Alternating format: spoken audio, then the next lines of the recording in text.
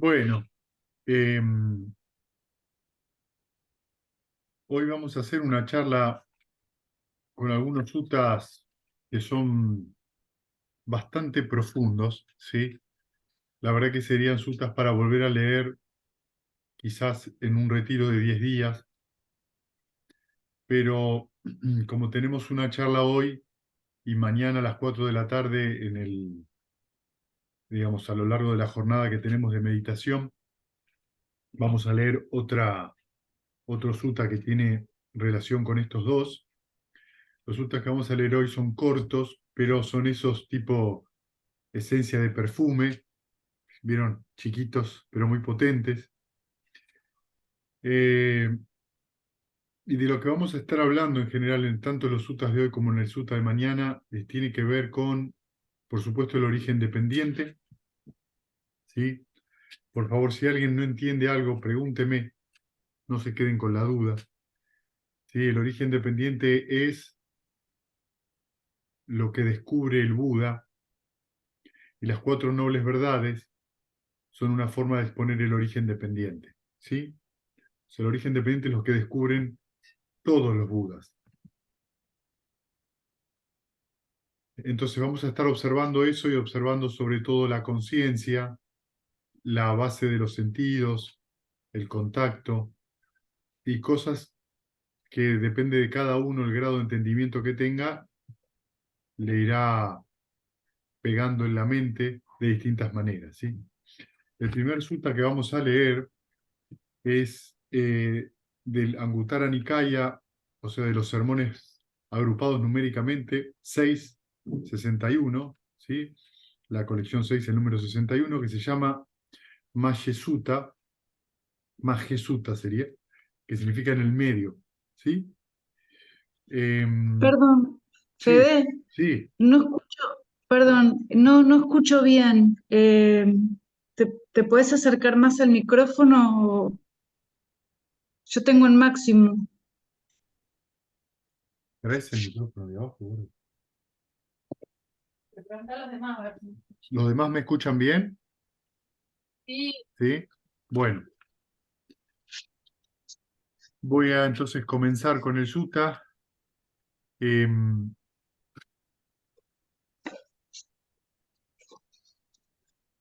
Empieza así.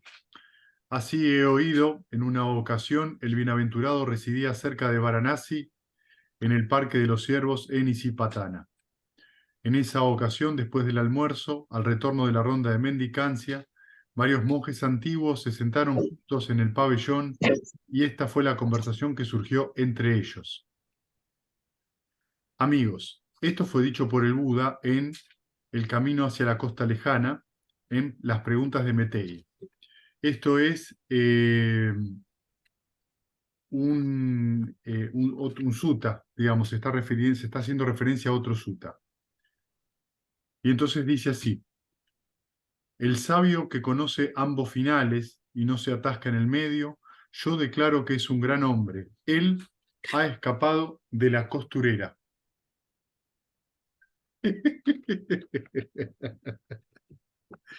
Es muy interesante, ¿no? Cuando uno lo lee así, así nomás,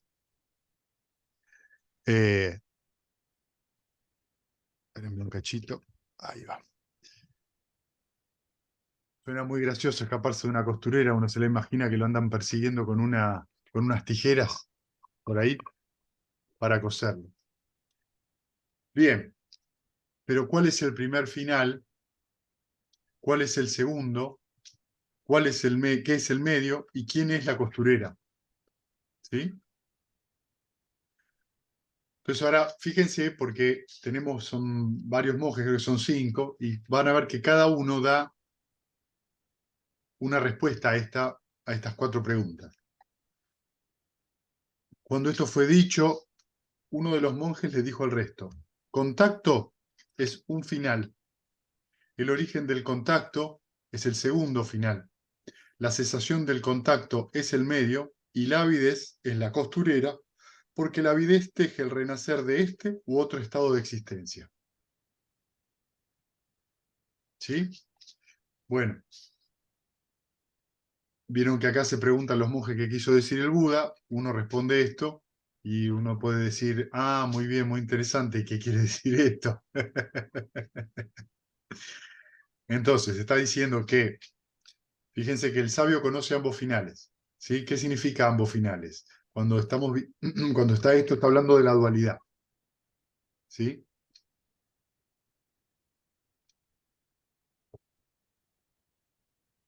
Cuando uno, y habla del contacto como uno de los finales, ¿sí? ¿Qué pasa cuando el contacto surge? Inmediatamente surge una sensación, ¿está bien?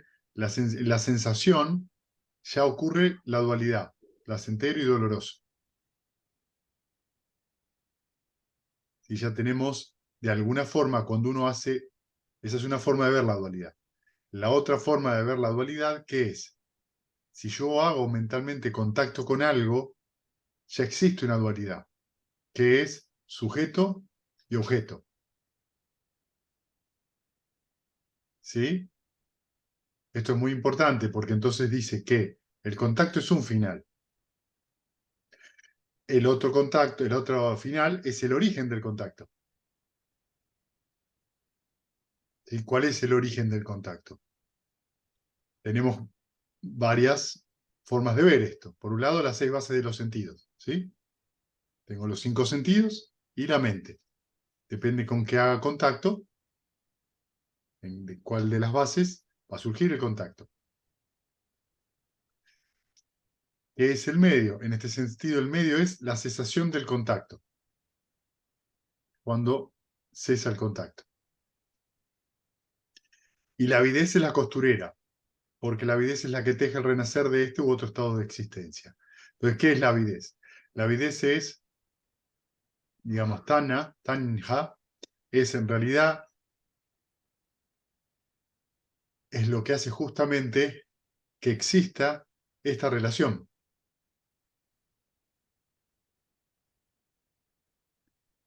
entre, para que surja esta dualidad. Tenemos entonces contacto, sensación y avidez.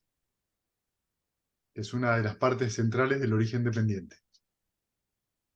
¿Sí? La avidez es lo que nos hace continuar en la vida diciendo, me gusta esto, no me gusta esto, yo soy eso. Esa identificación produce, al decir me gusta, no me gusta, yo soy eso, son ya eso, intenciones que surgen en la mente. Y como son intenciones que surgen en la mente, ustedes saben que dentro del budismo la intención es lo que genera, lo que hace surgir el karma. Y por lo tanto, hay el renacer de una existencia a la otra. ¿Sí? ¿Qué es el nirvana? El nirvana es la cesación del sufrimiento, la detención completa de todas las formaciones mentales. Cuando ocurre el nirvana,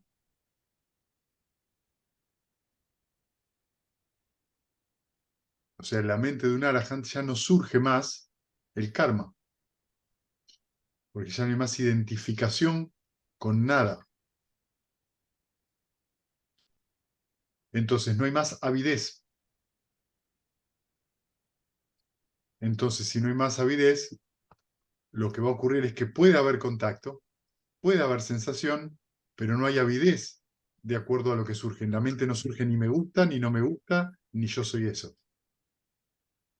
O sea que un arahant sigue sintiendo cosas, pero en la mente no surge el me gusta, no me gusta. Muy interesante. Imagínense una mente que le pasa eso. Así es como un monje conoce directamente lo que tiene que ser conocido directamente y comprende completamente lo que debe ser entendido completamente. Conociendo y comprendiendo de esta manera, ellos ponen fin al sufrimiento en esta misma vida. ¿Sí? Cuando esto fue dicho, uno de los monjes dijo a los demás monjes, es decir, otro monje, ¿no?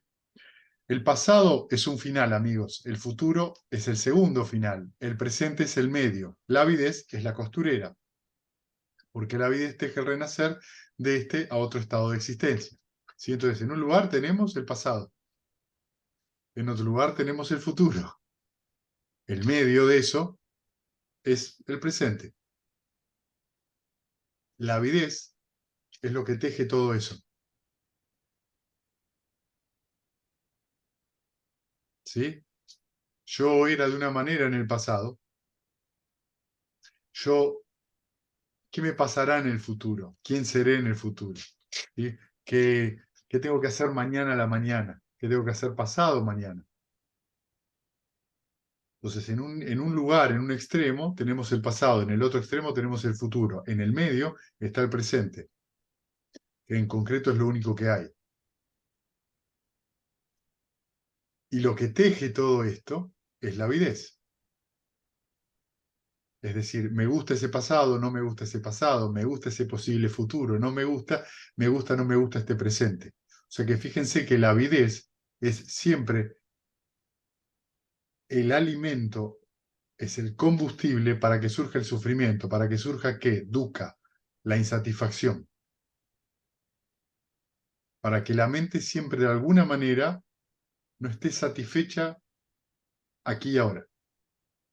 Siempre tiene que andar haciendo referencias o al pasado, o que el futuro va a ser mejor, o que mi entrenamiento en el futuro va a ser mejor, o que en el pasado fue peor. Y no nos damos cuenta del valor que tiene ahora.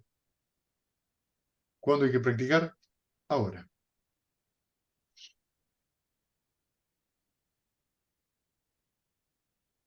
Así es como un monje conoce directamente lo que tiene que ser conocido directamente y comprende completamente lo que debe ser entendido completamente. Conociendo y comprendiendo de esta manera, ellos ponen fin al sufrimiento en esta misma vida.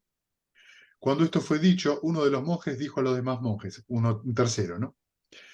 La sensación placentera es un final, amigos. La sensación dolorosa es el segundo final.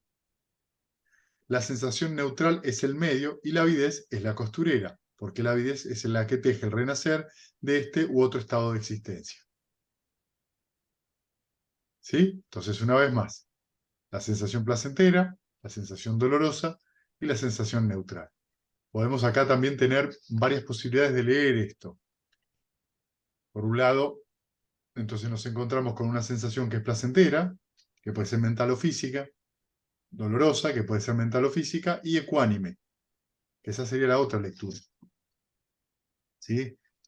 Cuando uno empieza a comprender de alguna forma que con el desarrollo de la ecuanimidad, lo que uno empieza a dejar de estar identificado es con la sensación placentera o dolorosa.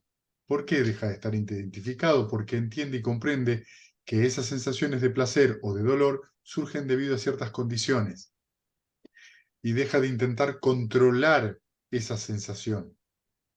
Y acá viene siempre algo muy práctico, que las 6 R's que uno hace durante la meditación para poder retornar al objeto de meditación no son un proceso mental que aleje los obstáculos. Las 6 R's son solamente un proceso mental que hace que se tranquilice la mente, y cuando se tranquiliza la mente, lo que cesa es la costurera. La costurera no viene más. No le vendemos más hilo a la costurera. O sea, la avidez cesa momentáneamente. Como esa avidez, como esa sed, ese hambre que hay, es el alimento del obstáculo, si no está la condición, el obstáculo no surge.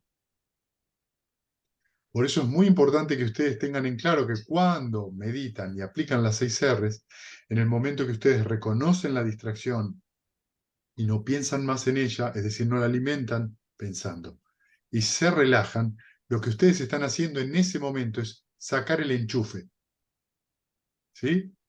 Lo que sacaron es el enchufe de la pared. Entonces la televisión, que es el obstáculo en este caso, deja de tener energía. Sonrío y retorno al objeto de meditación. Por supuesto que en algún momento aparece el enanito y te enchufa de vuelta a la televisión. ¿Sí? Entonces lo único que uno está haciendo, en concreto, es quitar el alimento al obstáculo. Pero el obstáculo en sí no es algo malo. El obstáculo es algo para agradecer, porque es lo que nos indica en el momento presente qué es lo que tenemos que dejar ir.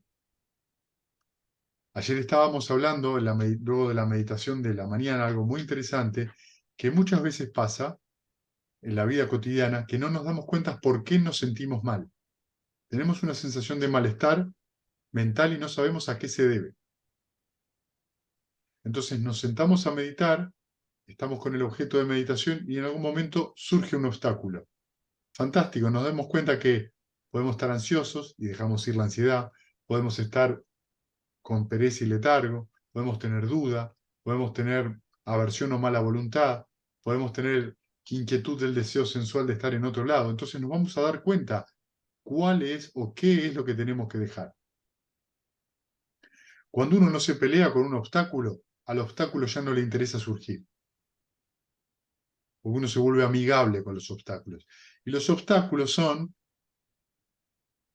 formaciones a las cuales le gusta el conflicto. ¿Sí? Que les encanta. A ver si te puedo pinchar acá, y si te pincho por acá, ¿sí? Te buscan las cosquillas. Entonces, cuando uno les hace cosquillas y uno se relaja, las cosquillas por ahí no surgen. Pero si uno se pone duro y hace resistencia, la cosquilla. El obstáculo tiene la misma naturaleza. Entonces, cuando uno se relaja, le quita la posibilidad que el obstáculo gane fuerza.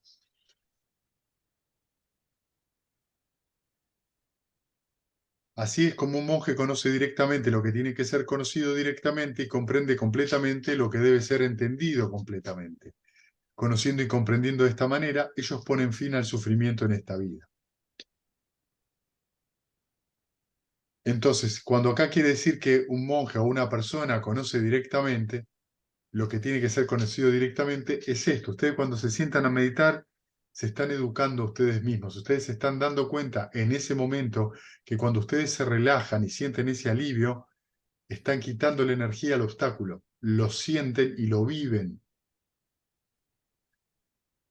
Puede ser que el obstáculo sea insistente y vuelva. Pero durante el momento en que yo abandono el obstáculo, es decir, abandono el sufrimiento y abandono la avidez, que es el relajar, estoy desacondicionando la mente y eso funciona. Entonces ustedes están conociendo por ustedes mismos, se dan la oportunidad de comprender cómo funciona la mente. Esto hace que cuando a veces ustedes vienen y me dicen, muchas veces me ha pasado que me comentan, las 6 R's están buenísimas. Es increíble cómo esto te cambia la cabeza y 3 semanas más tarde las 6 R's no sirven. En realidad no, en realidad tiene que ver con lo que uno está esperando que pase.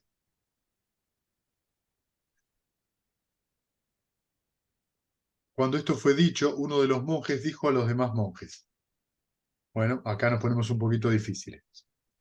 Mentalidad es un final, amigos, o sea, el nombre. Materialidad es el segundo final. La conciencia es el medio y la avidez es la costurera. Porque la avidez teje el renacer de este u otro estado de existencia. ¿Sí? Entonces, por un lado tenemos mentalidad y por el otro lado tenemos materialidad. ¿Qué es mentalidad? Sensación, percepción, contacto, atención e intención. ¿Sí? Esas 5 cosas comprende la mentalidad. La materialidad son los 4 elementos. El elemento tierra, el agua, el fuego y el aire. ¿Sí? O de otra manera, los 4 estados de las materias. ¿Sí? El estado de solidez, mayor o menor, el estado acuoso, mayor o menor, el estado metabólico, los procesos metabólicos del cuerpo, calóricos, y todas aquellas cosas que son aéreas dentro del cuerpo y fuera del cuerpo. ¿Sí? Esas 9 cosas conforman la mentalidad materialidad. ¿Qué es lo que está en el medio?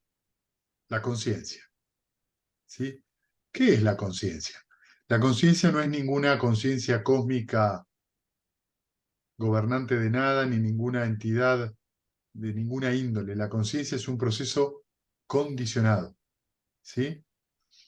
La conciencia es el proceso mental que nos permite reconocer lo que está ocurriendo, ¿sí? Eso es la conciencia.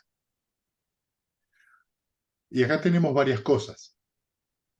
La conciencia es dependiente de que, por ejemplo, tenemos el ojo, tenemos una forma y un color. Con la unión de estas dos cosas surge lo que se llama la conciencia visual.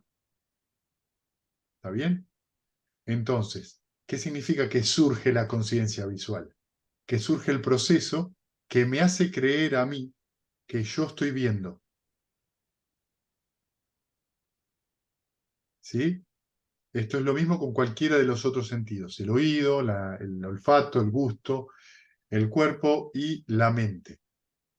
¿Sí? Cuando ocurre que hay una mente y un objeto, lo que surge de ahí es el proceso de conciencia. ¿Está bien? ¿Qué es lo que hacemos cuando meditamos? Está ocurriendo ese proceso.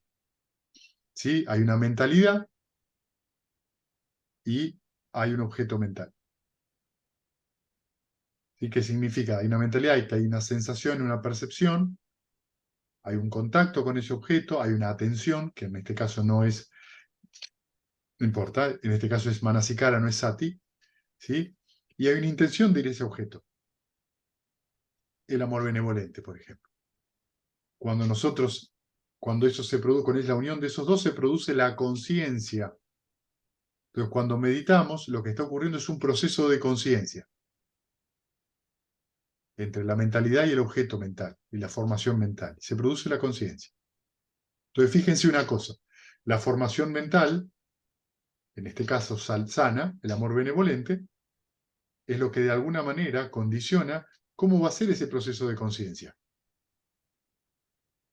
Como el amor benevolente o la compasión o la alegría que todo lo impregna o la ecuanimidad son objetos muy sanos, la conciencia que se produce es muy sana. Como la intención es sana de querer estar en contacto con algo sano, el karma que se produce es sano. Como todo karma da fruto, y como ese fruto en algún momento en el futuro, cuando estén las condiciones, va a surgir, ocurre lo que se llama aprender. Y ocurre lo que se llama bienestar.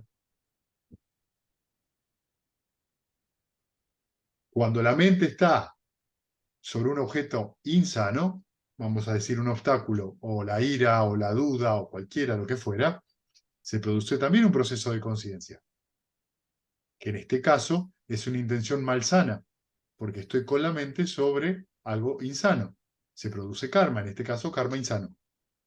En algún momento en el futuro, cuando estén las condiciones, va a volver a surgir el fruto, va a surgir, perdón, el fruto de ese contacto y de ese proceso de conciencia y vamos a sufrir. ¿Qué significa esto? Significa que nosotros somos los que nos producimos el sufrimiento o nosotros somos los que nos producimos el bienestar. Y precisamente además de ahí vienen los obstáculos que están surgiendo en la meditación. Exactamente. Entonces, cuando uno tiene una mente muy inquieta, tiene que comprender que eso en el pasado fue cultivado y de alguna manera eso está ahora dando su fruto. ¿Sí? Pero no se tiene que pelear con algo que no tiene manera además de cambiar, porque lo que surgió solamente hay que reconocerlo, hay que dejarlo, hay que relajarse, hay que sonreír, sonreír, sonreír, sonreír y volver gentilmente al objeto de meditación.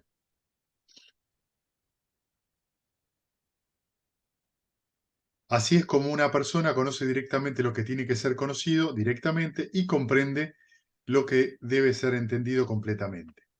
Conociendo y comprendiendo de esta manera, ellos ponen fin al sufrimiento en esta misma vida. Cuando esto fue dicho, uno de los monjes dijo a los demás monjes antiguos: las 6 bases internas son un final, las 6 bases externas son el segundo final, la conciencia es el medio, y la avidez es la costurera, porque la avidez teje el renacer de este u otro estado de existencia. ¿Sí? Un poco lo que dijimos recién.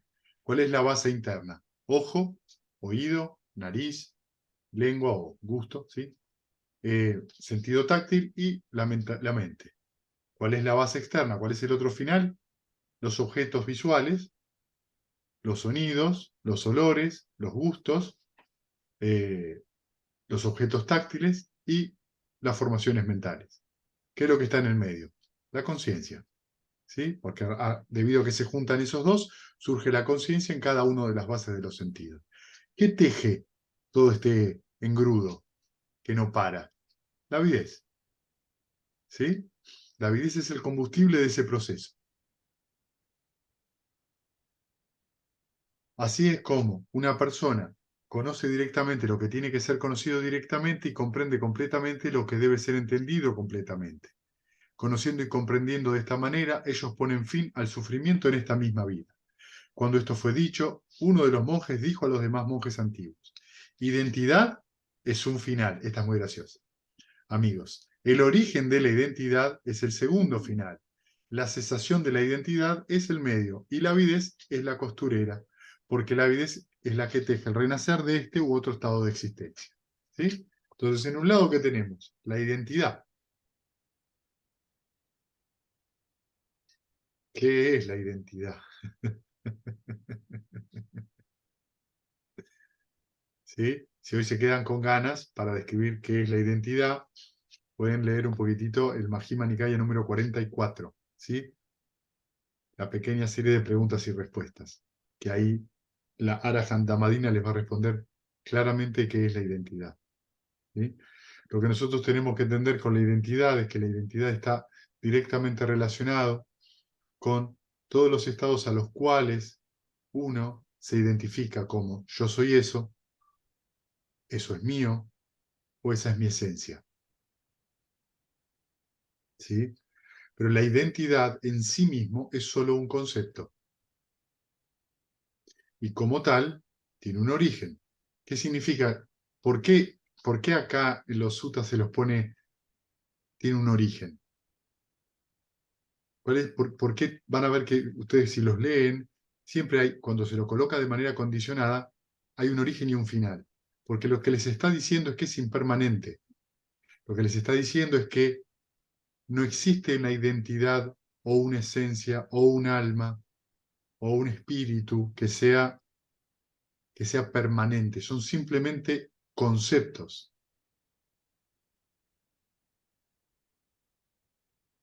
¿Qué significa concepto? Concepto significa sustantivar algo, volverlo una cosa. ¿Sí? Entonces, a esa cosa la llamamos de determinada manera. ¿Cómo nos llamamos? Yo soy eso. Pero ustedes saben de que vivimos en constante cambio. La mente está cambiando todo el tiempo. Desde que empezamos la charla hasta ahora, sus pensamientos estuvieron cambiando momento a momento. Ustedes son la misma persona que al comienzo de la charla. ¿Dónde está esta idea de que hay algo que continúa? Este cambio es tan veloz en la mente que es difícil de percibir. Como es tan difícil de percibir, el Buda desarrolla bhavana, que es el desarrollo y el cultivo de la mente, que se traduce como meditación, que es la posibilidad de lograr que la mente se desarrolle a tal punto donde uno observa que esto que uno llama yo no es nada más ni nada menos que un proceso que tiene una condición que pasa tan rápido que uno cree que no es un proceso, sino que es una cosa que surge. Pero en realidad es toda una serie de eventos que van pasando una cosa detrás de la otra y que depende en qué momento yo puedo ver ese proceso y abandonarlo, ese proceso se cesa. El final de ese proceso es el sufrimiento. El comienzo de ese proceso es la ignorancia. La mitad de ese proceso es la avidez. Ahí tenemos otro, ¿sí? No está acá en el sutra, se me acaba de ocurrir. ¿Sí? Entonces, en un lugar tenemos la ignorancia, en el otro lado tenemos el sufrimiento, en el medio de todo eso es la avidez que teje los dos lugares, los dos extremos. Entonces nosotros nos tenemos que empezar a dar cuenta de que la meditación es para poder ver cómo funciona ese proceso cognitivo, cómo funciona, qué es cognitivo, cognoscible, qué significa proceso de conciencia, por el cual yo conozco lo que sea que tenga que conocer, lo que veo, lo que escucho, lo que siento o lo que pienso. Entonces la identidad no es nada más que ese concepto que acá nos lo pone como que tiene un origen. Si tiene un origen, significa que no es permanente. Significa que cuando nosotros decimos yo soy tal o cual cosa, estamos de alguna forma mencionando algo de una manera descriptiva, pero eso no es lo que en realidad está sucediendo. Es una forma de decir, pero no es una realidad. ¿Por qué ocurre esto? Porque la mente humana funciona con conceptos, con ideas, y esas ideas suelen ser sustantivos o adjetivos, para el caso es lo mismo, cuando en realidad lo único que ocurre son acciones, continuamente acciones que surgen y cesan, surgen y cesan. Entonces la cesación de la identidad es el medio. En este caso, cuando cesa la identidad, ¿qué ocurre? Cesan los conceptos. Y lo que vemos, lo que hay en ese momento, la visión de ese momento es lo que ocurre, nada más. No hay nadie que vea eso. Solamente nos damos cuenta de que en realidad hay una función de la mente que ve eso. Hay una función de la mente que percibe eso. Nada más. No hay alguien que perciba eso. Cuando esto fue dicho, uno de los monjes dijo a los demás monjes: cada uno ha hablado desde su corazón. Vamos, amigos, vayamos a ver al Buda y le reportaremos el contenido de la conversación. Como él responda, así deberemos recordarlo. Sí, amigos, respondieron los monjes antiguos. Entonces esos monjes antiguos fueron a ver al Buda, le hicieron una reverencia y se sentaron a un lado. Y le informaron al Buda de su conversación. Ellos preguntaron: venerable señor, ¿quién de nosotros ha hablado correctamente? Monjes, todos ustedes han hablado bien de alguna forma. Sin embargo, esto es a lo que me refería en el Sutta, el camino hacia la costa lejana, en las preguntas de Meteia. El sabio que conoce ambos finales y no se atasca en el medio, yo declaro que es un gran hombre. Él ha escapado de la costurera. Escuchen atentamente que hablaré. Sí, venerable señor, el Buda dijo esto: contacto es un final, amigos, el origen del contacto es el segundo final, la cesación del contacto es el medio y la avidez es la costurera, porque la avidez teje el renacer de este u otro estado de existencia. Así es como un monje conoce directamente lo que tiene que ser conocido directamente y comprende completamente lo que debe ser entendido completamente. Conociendo y comprendiendo de esta manera, ellos ponen fin al sufrimiento en esta misma vida. ¿Sí? Bueno, y acá termina el sutta. ¿Sí? Bien, y ahora les voy a leer otro, que es cortito, pero que tiene que ver especialmente con la última declaración, digamos, de del que leímos antes. Esto he oído. Este es un discurso del Udana, ¿sí? Que se llama Vajilla Sutta. Es el discurso con vajilla. El Udana 1.10. Esta traducción, Samawamsa creo que lo ha traducido. El anterior lo traduje yo. Esto he oído en cierta ocasión. El bienaventurado moraba cerca de Sahuati, en la arboleda de Geta, en el parque de Anatapíndica. En esta ocasión Vajilla, el de las vestiduras de corteza de árboles, moraba en Suparaca, en la costa, y era apreciado, honrado, tenido en gran estima, adorado y era objeto de deferencia. ¿Qué significa? Que Vajilla se cubría el cuerpo con cortezas de árbol, ¿sí? Como traje, y era probablemente el líder de alguna secta religiosa de la época. Tenía hábitos y donativos de comida en abundancia, cama, asiento, alivios y medicina para las enfermedades. Así que esta consideración surgió en la mente de Vajilla, el de la vestidura de corteza de árbol. Me pregunto si seré yo uno de esos en el mundo que son arahants o que han alcanzado el sendero del arahant. ¿Sí? O sea, fíjense que el hecho de que se lo pregunte Tenía la duda. ya tiene la duda. ¿Sí? Ya es un obstáculo. El arahant, cuando llega a ser arahant, no lo duda. Entonces un deva, que andaba por ahí, que había sido anteriormente un pariente de Bajía, el de la vestidura de corteza de árbol, por compasión y por deseo por su bienestar, sabiendo por sí mismo la consideración de su mente, fue a donde estaba, se encontraba y le dijo a Bajía, el de la vestidura de corteza de árboles: Bajía, ni eres Arahant, ni has alcanzado el sendero del Arahant. No es el tuyo el curso por el cual puedas tú ser Arahant o alcanzar el sendero del Arahant. Qué bueno tener un deva que venga y te diga eso, ¿no? Pero respondió Bajía, el de la vestidura de corteza de árboles: ¿Quiénes en el mundo, con sus dioses, son Arahants o han alcanzado el sendero del Arahant? Hay en una ciudad Bajía llamada Zawati, en las lejanas regiones. Allí mora ahora el bienaventurado, quien es Arahant, aquel correctamente despierto. Bajía, él es verdaderamente Arahant y enseña el Dhamma por el que se alcanza la liberación. Entonces Bajía, el de la vestidura de corteza de árbol, conmovido por ese deva, dejó su paraca y, descansando solo una noche durante el viaje, llegó a donde moraba el bienaventurado cerca de Zawati, en la arboleda de Jeta, en el parque de Anatapíndika. Fíjense ahora lo que pasa. En esa ocasión, un gran número de bhikkhus paseaban al aire libre. Bajía, el de la vestidura de corteza de árbol, fue a estos monjes y le dijo: ¿por qué se le llama el de la vestidura de corteza de árbol? Porque en el canon, en Sutta Pitaka, hay varios Bajía. ¿Sí?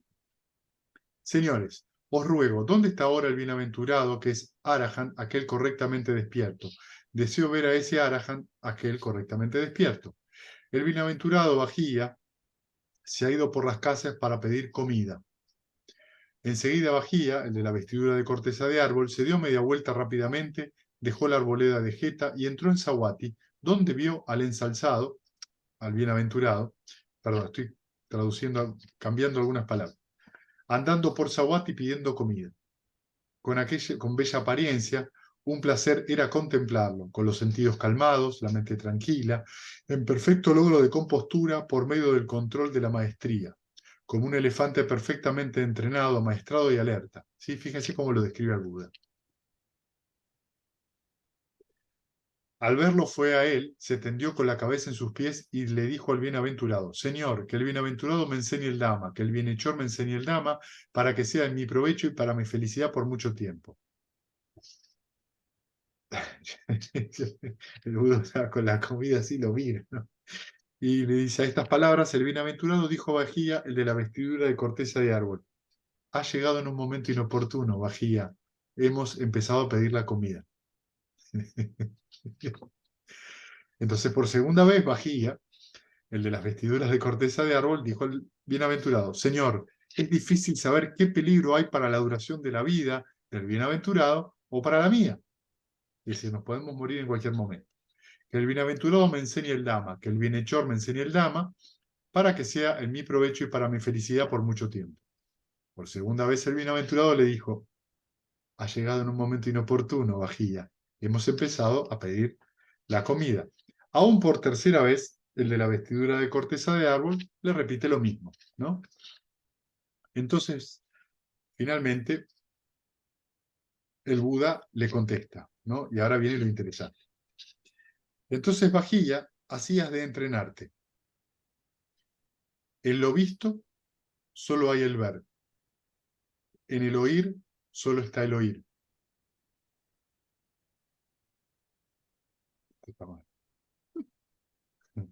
En el sentir, solo está el sentir. En el conocer, solo está el conocer. De modo que así no tendrás por ser de este modo. Así es como has de entrenarte. Ahora bien, Bajía, cuando en lo visto haya solo el ver, cuando en el oír haya solo el oír, cuando en el sentir haya solo el sentir, cuando en el conocer haya solo el conocer, entonces, Bajía, como no tendrás por ser de este modo, no tendrás por lo tanto. Como no tendrás por lo tanto, se concluye que no tendrás aquí, ni tampoco tendrás más allá, ni tampoco tendrás lo que está entre ambos. Esto es el final del sufrimiento. Enseguida Bahía, el de la vestidura de corteza de árbol, agradeció esta enseñanza concisa del bienaventurado por no apegarse a partir de ese momento, se volvió un arahant. De modo que el bienaventurado, tras aconsejar a Bahía con esta enseñanza concisa, se marchó. ¿Sí? Entonces, antes de continuar con el sutta, que ya estamos casi al final, fíjense lo que le dice el Buda, porque acá es donde viene esa declaración del medio, es muy importante. El Buda dice, en el ver solo hay el ver, en el oír solo hay el oír, en el sentir, ¿sí? Que son todos los otros sentidos, solo está el sentir, y en el conocer, que es un hecho mental, solo está el conocer. Lo que está diciendo es que solo existe la acción, que no hay ningún substrato de sujeto y objeto. Solo ocurre eso en ciertas condiciones. Entonces fíjense que le dice, cuando vos entiendas eso, te vas a dar cuenta que lo que desaparece es, por ser de ese modo, no vas a tener por lo tanto. ¿Qué significa? Que no va a haber explicaciones al respecto, no va a haber apego al respecto, porque solo ocurre lo que tiene que ocurrir. Como no hay avidez, como no hay me gusta, no me gusta o yo soy eso, no surge el apego, no surge la explicación de por qué me gusta, por qué no me gusta, etc. Y no tendrá, entonces, por lo tanto, y no tendrá aquí, ni más allá, ni lo que está entre ambos. Es decir, ¿qué es lo que no va a haber? Proliferación mental. Existencia. Y existencia. O sea, la existencia, ¿qué es? La creencia de que existe un yo o una identidad. Entonces, la existencia es simplemente la creencia de que el concepto es una realidad, de que la identidad es una realidad, de que el yo es una realidad. No, no es que en el budismo el Buda dice no hay yo. Lo que dice el Buda es que creer que hay un yo es lo absurdo. La pregunta de si hay un yo está hecha desde la perspectiva, y si no hay un yo, ¿qué hay? O sea, es que siempre tiene que haber algo. ¿Qué es algo? Siempre tiene que haber una cosa, de vuelta, un sustantivo. Y lo que dice el Buda es que esa pregunta está hecha desde ese paradigma, desde esa perspectiva. La visión correcta, que es el primer peldaño del octuplenor del sendero, que dice, no, no es desde esa perspectiva, porque la existencia no existe. La existencia del yo, en realidad es solo una creencia, es un concepto. Por eso se llama el Buda, despierta. ¿Despierta de qué? Del sueño de creer. Yo creo que esto es la realidad. Entonces uno se despierta y se da cuenta, ve las cosas de manera directa, se da cuenta de que eso no existe. Que es un invento, es una creación. Y si es una creación, es condicionado. ¿Qué es lo opuesto a eso? Lo que no está creado. Lo que es incondicionado. Lo que no nace ni muere. Nirvana.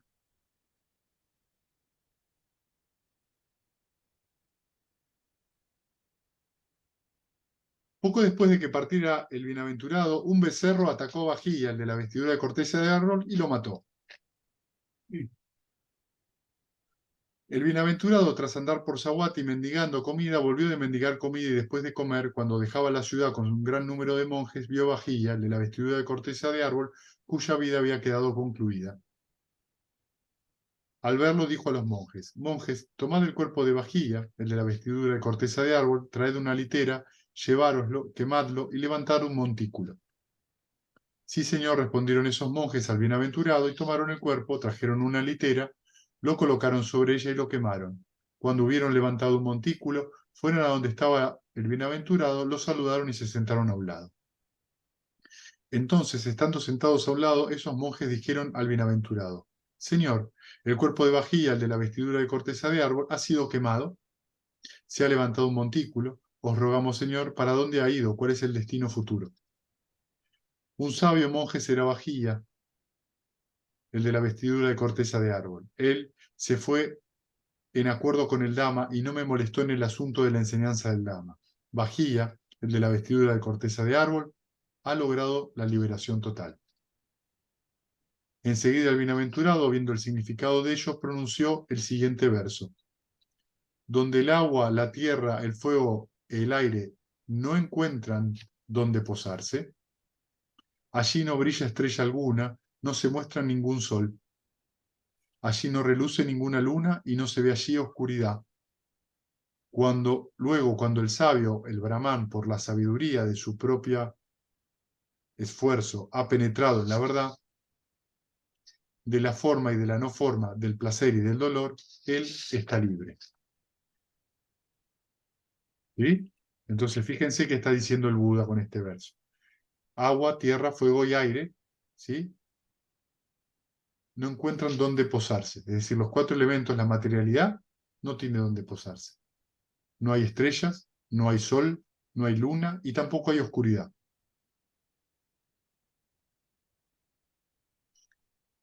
Cuando el sabio, por la sabiduría, es decir, por ver el origen dependiente, penetra en la verdad, es decir, ve esto como lo que realmente es, de la forma y la no forma, ¿sí? Es decir, ¿qué significa? Del ser y del no ser, de las visiones duales y extremas, del eternalismo y el aniquilacionismo, del placer y del dolor, él está libre, porque está libre de la costurera, es decir, nirvana. Bueno, vieron que son discursos muy cortitos, son bombitas. Así que para un viernes a la noche, luego de una semana de trabajo, pero están cansados, es una linda forma de cerrar el día viernes. ¿Sí? Mañana vamos a leer otro, un poco más largo, porque ya estamos en el contexto de la jornada de meditación, donde vamos a ver otros aspectos de esto mismo. ¿Sí?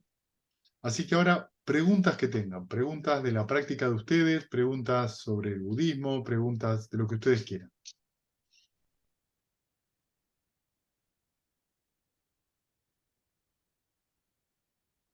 No sean tímidos.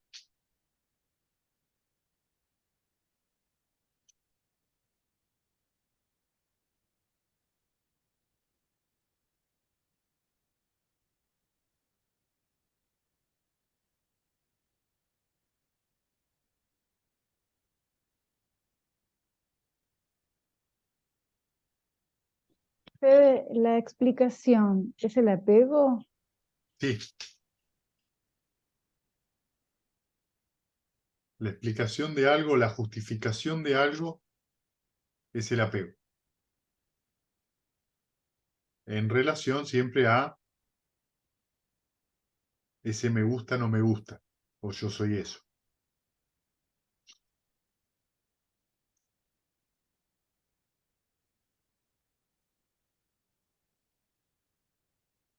¿Viste cuando alguien dice, sí, sí, sí, lo que vos me decís es así, pero, el pero, eso es apego.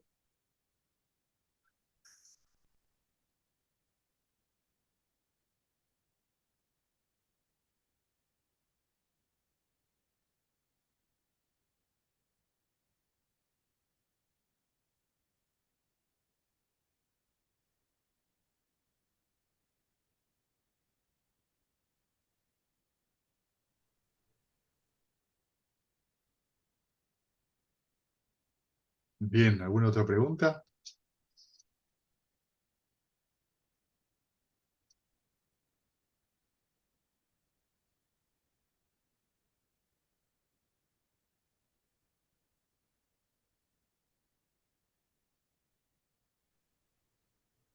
Ahí yo escribí una pregunta en el chat. A ver, dame un segundito que no... Algo que dijiste al comienzo del primer cita. ¿por qué no la veo?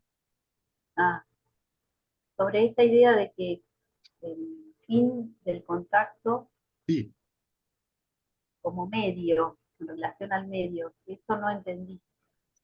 bien, muy buena pregunta.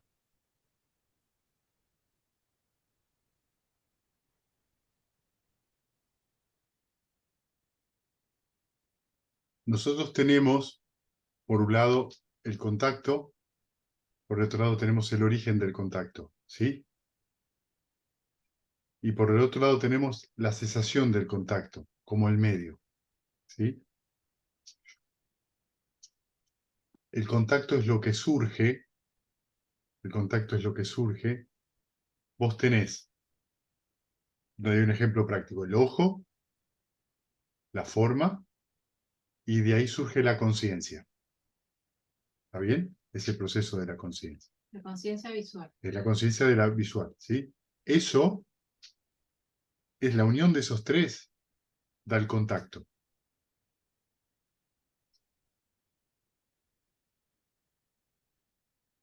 ¿Está bien? ¿Hasta ahí me seguís? ¿Sí? Bien. Entonces, si nosotros comprendemos que el contacto está condicionado por esa base de los sentidos, ¿sí? Vemos que el contacto depende con que hagamos contacto, así va a ser de alguna forma nuestra realidad. ¿Sí? Entonces, la cesación del contacto implica, de alguna manera, que comprendamos que el contacto es un proceso y que la conciencia es un proceso. ¿Sí? Cuando, por ejemplo, uno está meditando, y en este caso uno tiene un objeto de meditación, tiene una mente, se produce la conciencia, digamos, la conciencia mental, y se produce el contacto debido a estos tres con ese objeto, ¿sí? Se produce ese contacto, tenemos un contacto sano y saludable. Cuando surge algún obstáculo, esa conciencia cambia y se establece una conciencia, un proceso de conciencia distinto sobre un obstáculo, con un contacto distinto. ¿Sí? Es decir, que el contacto en realidad, lo que está ocurriendo en este sentido con el contacto, es que depende con que hagamos contacto, así va a ser nuestra realidad. ¿Sí? La cesación del contacto es, de alguna forma, la posibilidad de comprender qué es lo que hay que abandonar.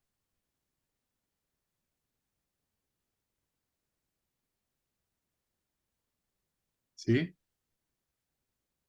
Esto que pregunta que vos haces es una muy buena pregunta y muy difícil de contestar con palabras. Porque lo que está refiriendo acá, y es la parte, fíjate que el Buda, todos describen, ¿viste? Todos describen de alguna manera un final, el otro final, el medio, y las costureras todos coinciden. Pero el Buda dice que en realidad él refería a que tiene que ver con lo que dice el primer monje. Porque de lo que está hablando ahí, esencialmente es del nirvana. ¿Sí? En el nirvana, es decir, en el nirvana ya es un problema. Porque el nirvana no es un lugar, no es un reino mejor, no es un paraíso. O sea, el paraíso es un estado de existencia, más como el humano, en otro nivel.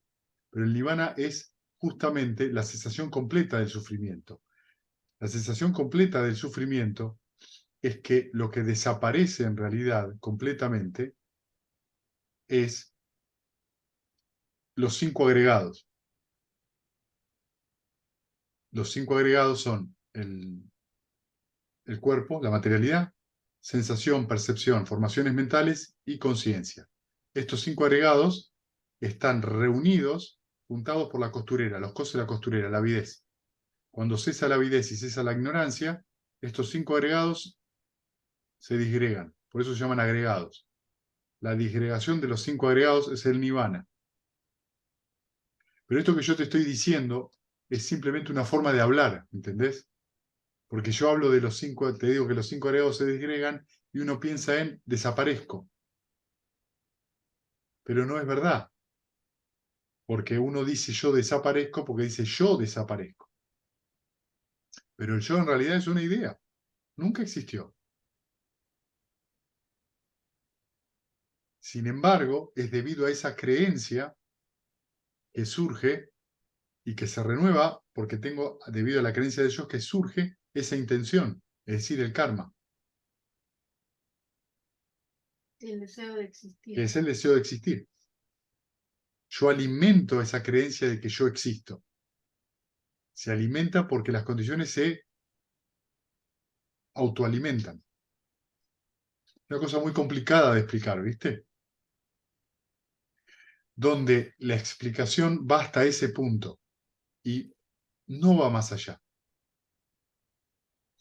Por eso son cosas que hay que ver por ustedes mismos, y acá es donde entra, y es tan importante, la meditación. Pregunta, Fede. Sí, espera, Fabio. Entonces, ¿qué va sucediendo en el proceso meditativo a través de los yanas? Los yanas son estados meditativos cada vez más profundos. Lo que va ocurriendo en cada yana es que cada vez hay menos contacto con actividad mental. Cada vez la actividad mental es menor y el contacto es cada vez menor. Hasta que se llega a un nivel, que es el octavo yana, que es la esfera de ni percepción ni no percepción, que se llama así porque lo que empieza a surgir y cesar es la misma mentalidad, que es lo que decía antes. ¿Qué es la mentalidad? La sensación, la percepción, la intención, el contacto y la atención. Estos 5 procesos mentales en esa esfera empiezan a desaparecer, o sea, aparecen y desaparecen. Aparecen y desaparecen. Porque no tienen las condiciones para funcionar. Hay tanta tranquilidad y tanta quietud. La mente está tan chiquita que esos procesos aparecen intermitentemente. Y en algún momento, ¡plic!, cesan completamente. Eso es lo que se llama Nirodha Samapatti, que es la cesación de sensación, percepción y conciencia. O sea, no hay contacto en ese momento, Y hay ¿entendés? la sensación del contacto. Cesa el contacto. Cuando cesa el contacto, durante un tiempo, en algún momento la mente se reactiva de vuelta. Vuelve a tomar contacto.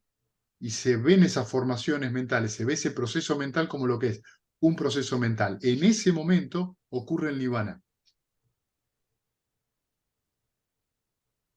Porque comprendés de manera directa que estás frente a un proceso. Y no yo soy.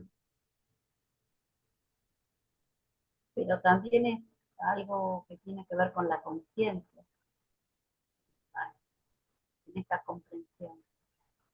Sí, tiene que ver con la conciencia, solamente que en este sentido la conciencia que ocurre después de esta cesación es una conciencia que tiene otras formaciones, es decir, que está basada en otras formaciones mentales distintas.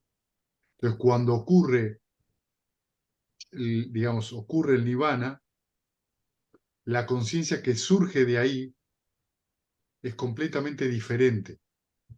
En realidad no es una conciencia que surja del nirvana, porque el nirvana no genera karma, sino que lo que surge en realidad es que es una comprensión y como tal tiene otra condición, claro, se condiciona la mente de otra forma y se ve de otra forma. Por eso hay una modificación. Lo que ves es el proceso de conciencia como lo que es. Solo un proceso que reconoce en sí, no yo conozco, sino en el conocer solo está el conocer. Por eso viene esta pregunta, ¿quién experimenta el nirvana? Nadie. Lo que te das cuenta es que es un proceso, no el nirvana, pero el resto, todo lo que ocurre es un proceso. Solo que hay un creer que Yo soy ese proceso y un simplemente procesar una acción. Es estar, pero no estar. No, No. no, no. No Ocurre. estar. ¿Sí? Ocurre. Por Ahora, con respecto a esto de, perdón, sí, no, lo de la cesación del contacto como medio sería como una vía de llegar. Eso quiere decir, me pierdo un poco claro, con esto sí, como medio, como sí, vía. sí, O sea, sí, cuando se termina el contacto, ese proceso de estar en, sí, en ese circuito, digamos, cuando sí, eso cesa, por algún momento, sí. ese es el medio para poder llegar a esa, En el no contexto sé que cuál es el sustantivo, sí, está bien, sí, sí. experiencia. En el contexto que yo te acabo de explicar, ¿viste? Esta Sí, esfera de ni percepción ni no percepción y Nirodha sí, Samapati, la cesación, sí, sí, ¿entendés? Cesa el contacto. Entonces vos te das cuenta que la mentalidad también es un aspecto condicionado, que claro. no hay nada con que me pueda identificar de todo ese proceso mental. Está bien. Pero parece que en el sutta las cosas son entre dos extremos el Claro, asunto. sí, sí, sí, sí, A un extremo y el otro extremo, y el medio es la cesación del contacto.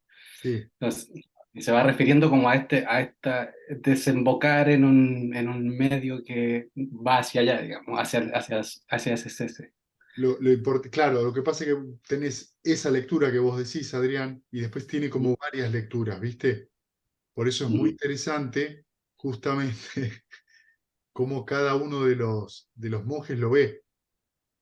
Y si vos ves las 6 declaraciones son muy precisas, Sí. porque creo que eran 5 o 6 arahants. Claro. También ¿Sí? es interesante entender eso, que por ahí eh, distintos arahants ven o pueden declarar algo sobre el Dhamma de una manera diferente. No, no están hablando de cosas distintas, pero lo pueden declarar de forma De forma distinta. distinta. ¿Sí? Ustedes inclusive van a encontrar el origen dependiente declarado por el Buda de diferentes maneras. Sí, Fabio, ahora sí. Se respondió a la pregunta porque mi Bien, pregunta era cómo vi una araja en el contacto.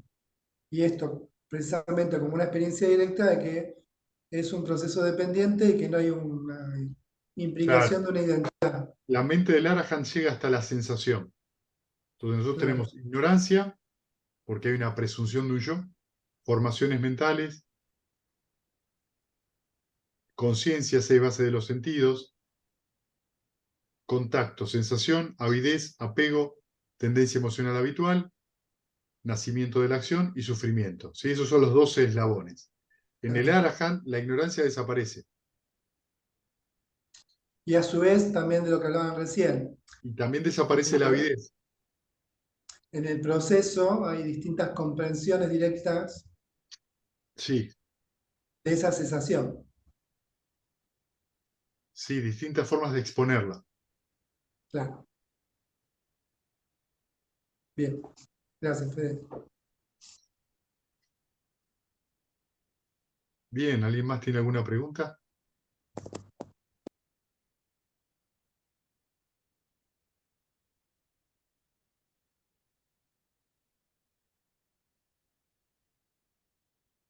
En realidad, estos 2 suttas los quería leer hace 2 años.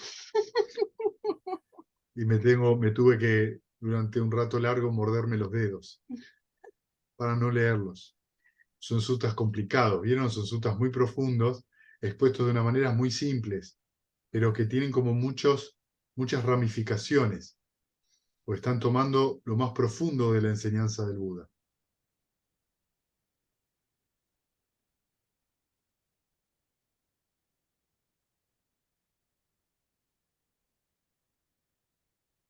¿Qué número es el de la Anguttara Nikaya? El primer 661, sutta. 661. sí. Vale, gracias. Pasa que no está en el español, me parece. No, no, no, pero Adrián es el traductor.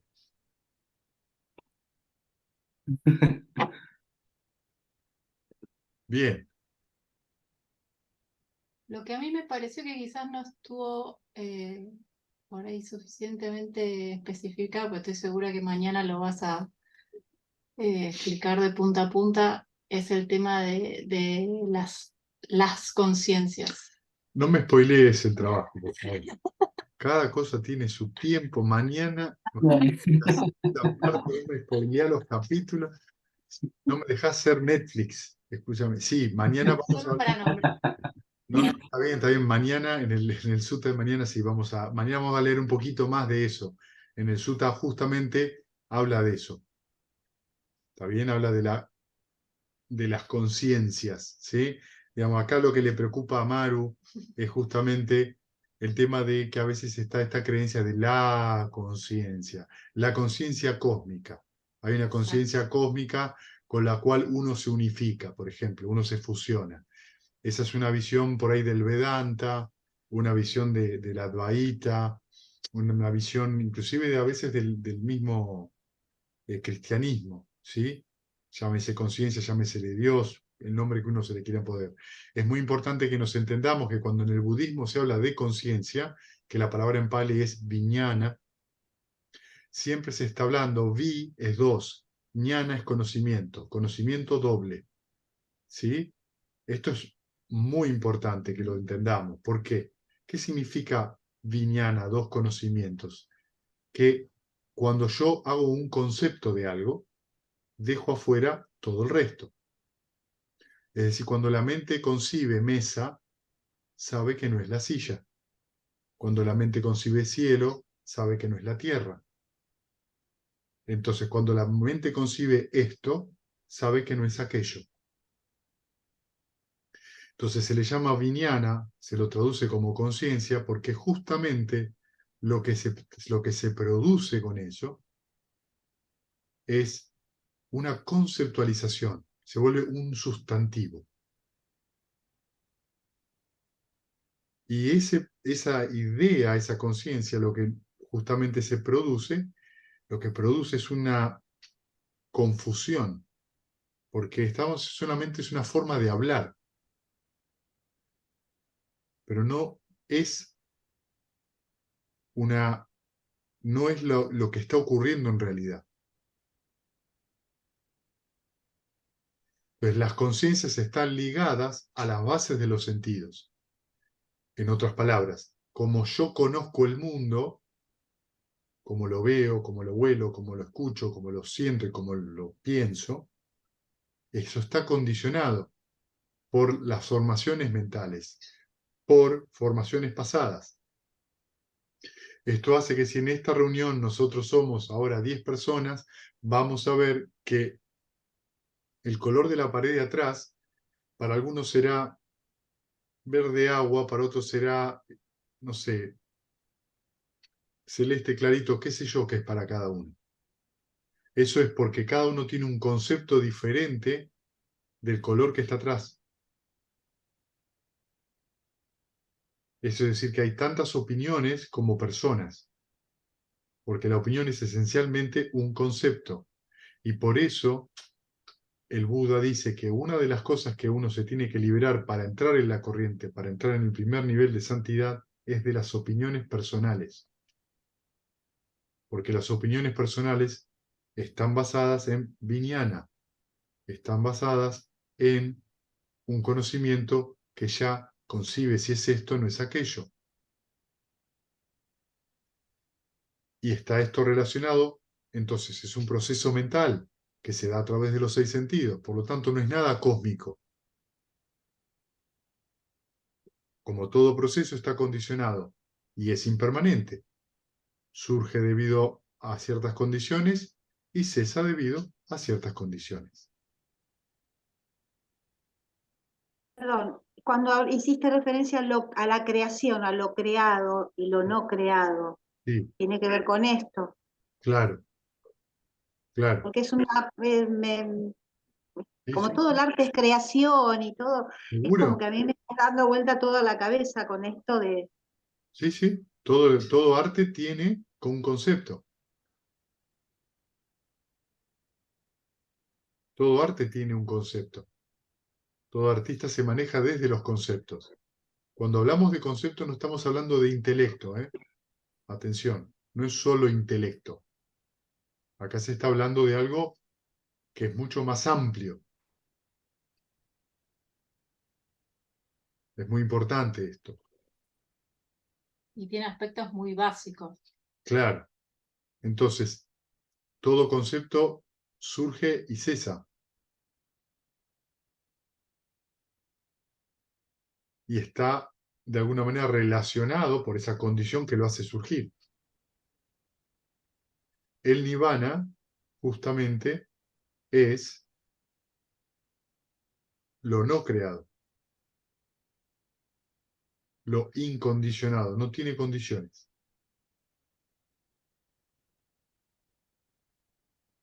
Pero después, claro, después de ese nirvana volvés al funcionamiento de la mente y lo Bueno, creado. vos, luego de tener la experiencia de nirvana, se produce la entrada de la corriente, el primer nivel de santidad, cuando la mente no vuelve, lamentablemente debo decir que no vuelve a donde estaba, o afortunadamente no vuelve. Afortunadamente, diría yo. Gracias. Entonces no vuelve a donde estaba. La mente, en algunos comentarios se le dice que cambia de linaje, se lo llama así porque pasa de ser una persona ordinaria a ser un noble. O sea, su mente es la mente noble, porque ya no va a ver las cosas como la ve una persona ordinaria. Cuando entras en la corriente, por eso se cortan las tres primeras ataduras, que son, desaparece la identidad. Ya no surge más la idea de la identidad, desaparece. No hay más duda con respecto a que este es el camino que te lleva a la cesación del sufrimiento, y no hay más creencia de que ritos, rituales y supersticiones te van a llevar al nirvana. Porque cualquier rito, ritual o superstición, lo que es una contravención directa con el origen dependiente. Todo rito, ritual o superstición que uno cree que es siempre igual, y si uno cree que es siempre igual es que no tiene condiciones. Pero es falso, pues siempre es distinto. Entonces, desaparece la identidad cuando entras en la corriente, no la presunción del yo, la identidad. La presunción de yo todavía está, porque todavía puede haber identificación con alguno de los 5 agregados. Cuando ocurre por segunda vez el nirvana y tenés el fruto de la entrada en la corriente, esa comprensión, estos 3 eslabones se cortan definitivamente. Como cuando entras en el sendero, digamos, la entrada en la corriente, eso se debilita, casi está cortado. Cuando obtenés el fruto, que a veces eso pasa una cosa justo después de la otra, definitivamente se va. Cuando vos volvés a vivenciar el nirvana, te transformás en un Sakadagami, que es el que retorna una sola vez. Las 2 cadenas siguientes, que son el deseo sensual y la aversión, se debilitan, no se cortan. Es decir, lo que antes te producía mucho deseo o mucha aversión, por supuesto esto es de acuerdo a cada persona, no es lo mismo para cada persona, pero esas 2 cadenas se debilitan un montón.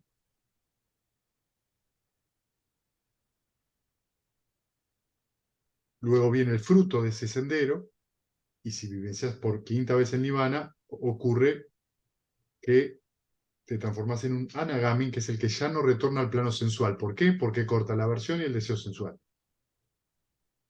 Y ese es otro gran momento. Es otro gran momento, ¿sí?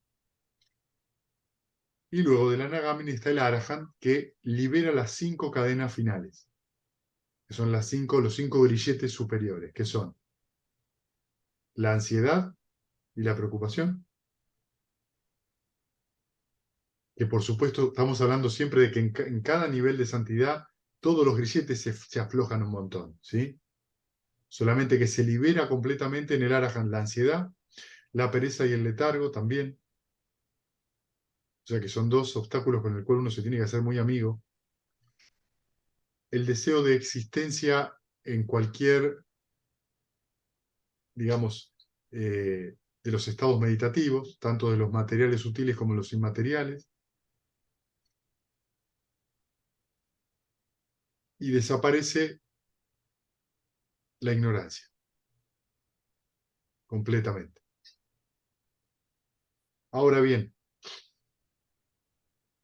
no es que un Sotapanna, uno que entra en la corriente, un Sakadagamin o un Anagamin, son personas que son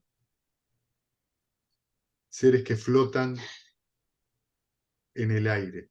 Son personas normales, que viven su vida normalmente, que tienen sus trabajos, que tienen su vida, pero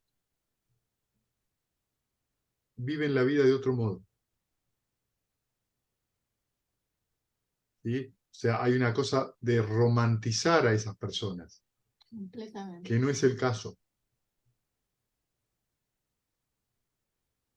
Un Arahant ya está en otro nivel completamente diferente.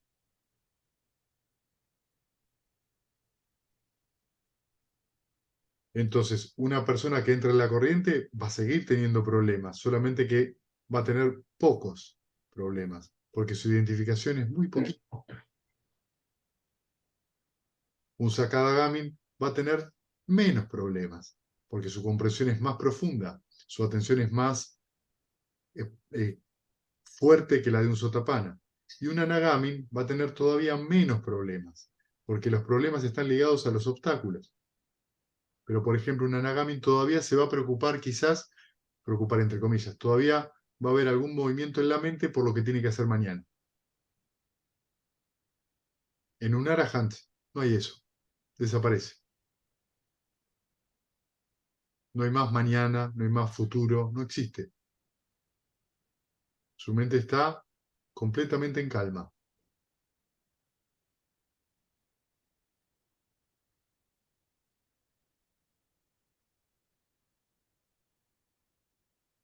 Bien, ahora que les planteé los 4 estados de santidad, A seguir meditando, porque si no está la experiencia, claro, te quedás como que pero por en favor, falta. pero por favor, esto yo se los digo con conocimiento, no como una cuestión de fe ciega. Mucha gente cree que esto es, bueno, no es para mí, eso es muy lejos, esto está muy lejos de mí. Esto no es verdad.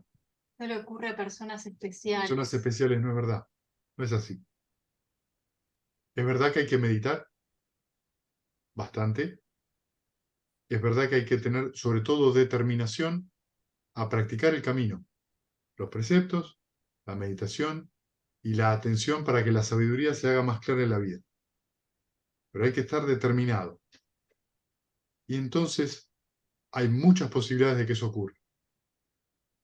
Pero la idea de que estos llamados así logros supramundanos son para elegidos es una de las cosas más absurdas que hay. Y eso tiene que ver porque muchas veces las tradiciones que se trajeron no fueron traídas por personas que tenían ninguno de estos logros. Como no las tienen, eso te va a pasar dentro de 150 vidas. No, no es verdad. Si uno sigue las indicaciones del Buda, no pasa. Que si uno no Es lo mucho más vive, rápido. admite que no es posible. Es eso. Entonces, no se pongan esa parte romántica también. Esto es para pocos. ¿Por qué? Eso también es romantizar algo. Y es una opinión personal y bastante dañina.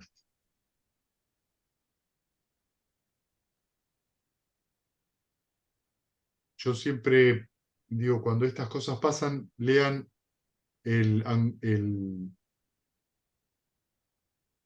Sutta de Angulimala y ya está. Tal cual. El asesino que mató cuántas personas. Y sin embargo se transformó en un Arahant. El primer asesino serial de la historia, qué sé yo. Y digo, si están estos ejemplos en los suttas, por algo están.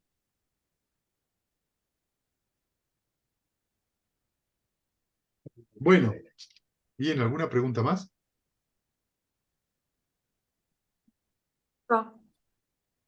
Sí, Cuando se hablaba de la conciencia, no como algo, digamos, en una, como dentro de algo, ¿no? Sino como 6 conciencias, la de las 5 bases de los sentidos y la mental, ¿verdad? ¿Son sí. 6? Ujú.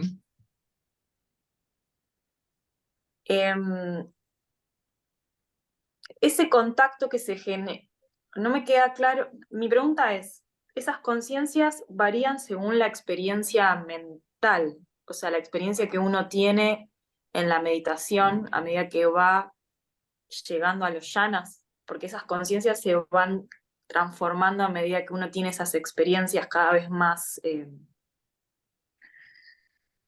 no sé cómo, cómo decirle, como más obvias. No entiendo la pregunta. ¿Qué estás preguntando? La verdad que yo muy bien tampoco. Siento que el conocimiento viene ligado a la experiencia. Hablabas algo del conocimiento entre las conciencias. O tal vez yo entendí mal. No, No, no. El conocimiento es directo. directo cuando se hace contacto entre esas conciencias. Cuando el ojo ¿Qué ve querés, la forma. pero qué querés decir con entre las conciencias? No sé. Ah, O hay conciencia visual o hay. O sea, conciencia si auditiva. lo estás mirando a Fede, no lo escuchás. Si lo escuchás, no lo ves. Ah, ya me acordé. Vos hablabas de que cada uno puede ver como distintos colores de la pared. Sí, Ese contacto, ese conocimiento del color de la pared sí. varía según la experiencia mental de cada uno, a Varía medida que va según, varía desarrollándose en según la las medida. formaciones mentales que tengas previas. Vos Bien, vas a, vos vas a crear un concepto del color de la pared de acuerdo a tus experiencias pasadas. La meditación bien. pues la meditación o no, la meditación no es el caso. La experiencia pasada es cualquier experiencia pasada. Ah, Lo voy a explicar de otra forma, llevándotelo a tu área, a ver, para que vos lo tengas un poco más claro. Cuando vos escuchás un cantante, sí, ¿escuchás lo mismo que una persona que no canta? no, ¿Por qué? porque, claro, porque tengo experiencia en mí de eso, Exactamente, ¿no? porque vos tenés un trabajo hecho sobre tu conciencia auditiva de aprender a oír cómo se escucha o cómo se siente además la voz. Cuando vos escuchás un sonido, tu capacidad auditiva está desarrollada y por ende escuchás otras cosas que una persona que no tiene ese desarrollo no escucha. Bien. ¿Sí?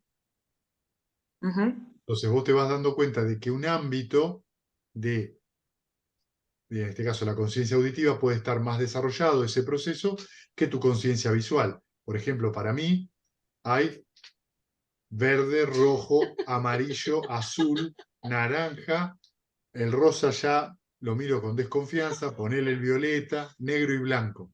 ¿Sí?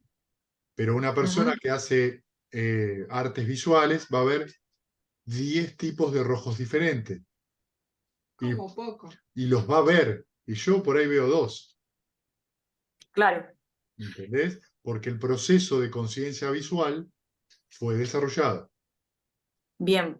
Acá ahí venía mi pregunta. A partir de la meditación, ¿esos procesos de conciencia no van transformándose y purificándose? ¿Qué querés decir con transformándose y purificándose? Ver más la realidad tal cual es. No, no es. No. No, no, Sí. no.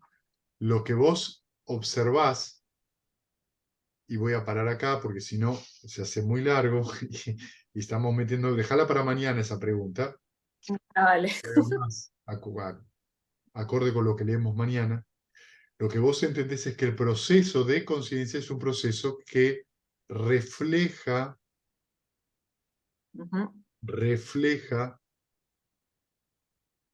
esa formación mental.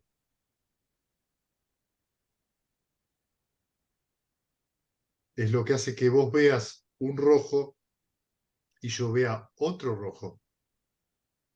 La formación mental que vos tenés previa hace surgir a la conciencia. En realidad vos hablás de esa formación mental cuando decís ese color rojo.